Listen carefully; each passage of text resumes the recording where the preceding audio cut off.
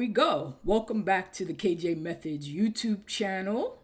Don't forget to like, subscribe, and share these videos for all who may be interested in passing that real estate exam.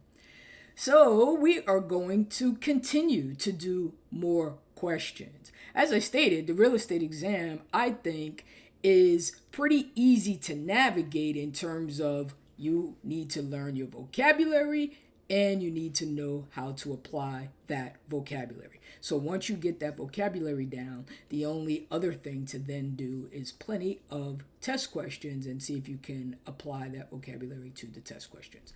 So without further ado, let's get started. Okay, so we have Broker Bob is the listing agent in a transaction where Broker Smith is the selling agent. The brokers enter into a sub-agency agreement. The result of this transaction is that. So you should be thinking about what is sub-agency. Sub-agency means that Broker Smith becomes an agent of Broker Bob, right? And so the result is, who do they have a fiduciary duty to? Well, the only one that makes sense is that both of the brokers will have a fiduciary duty to the seller. That is exactly what subagency is. There is no one in the transaction who's representing the buyer. Number 2, a seller refuses to pay a broker on a sale to which the broker believes he is entitled to a commission. The broker sues and wins, but he is still unable to prove procuring cause. What type of listing did he most likely have?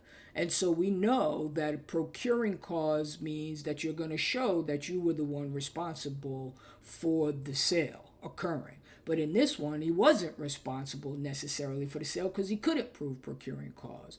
But he won anyway. And so in that case, then the answer is going to be he had an exclusive right to sell. That's the only one that makes sense. If you know your definition, you know that in an exclusive right to sell, you're going to get paid anyway, no matter what. So procuring cause doesn't matter. Number 3, a broker submits an offer from a buyer. The offer is accepted by the seller and the parties enter into a contract. Great. But the seller later refuses to sell. The broker working with the seller?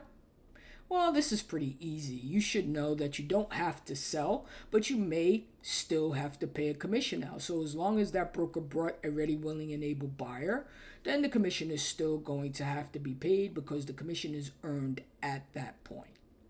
Number 4, Bobby, a minor, enters into a contract to purchase a $20,000 car for $2,000 down with $18,000 financing. He brings the car home and wrecks it one day after he turns 18 in a jurisdiction where 18 is of majority.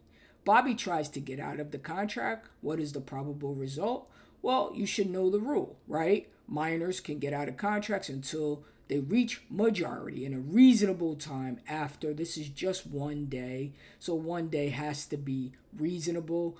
And in this case, he would have a voidable contract, so he can still return the car if he wishes to get out of the contract. No problem there. But don't forget, the car dealership couldn't do anything, right? They did not have a voidable contract. Miss Jones is about to sell her home. The buyer asks his agent about the school district where Miss Jones's house is located.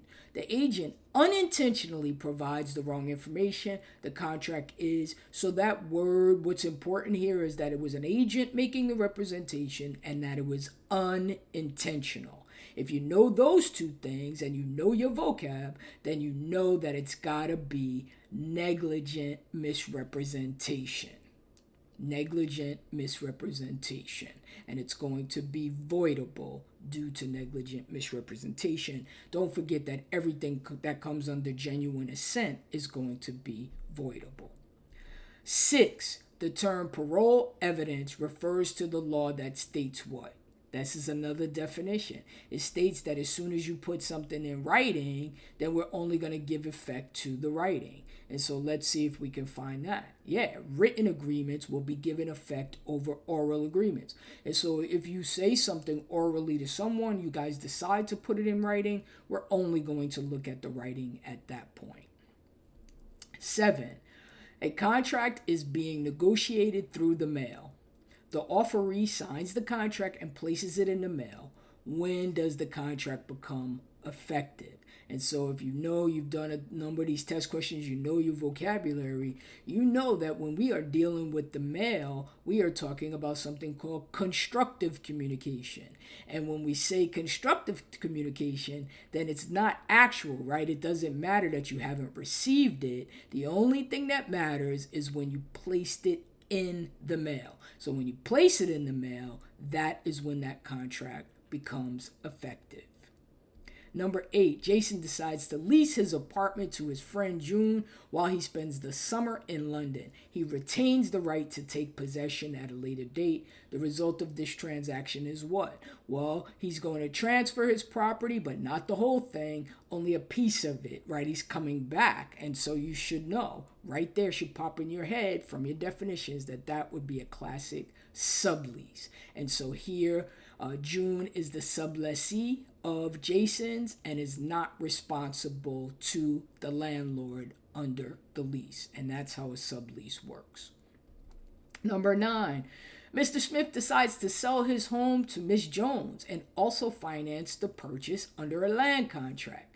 Prior to completion of the contract, Miss Jones defaults on the loan.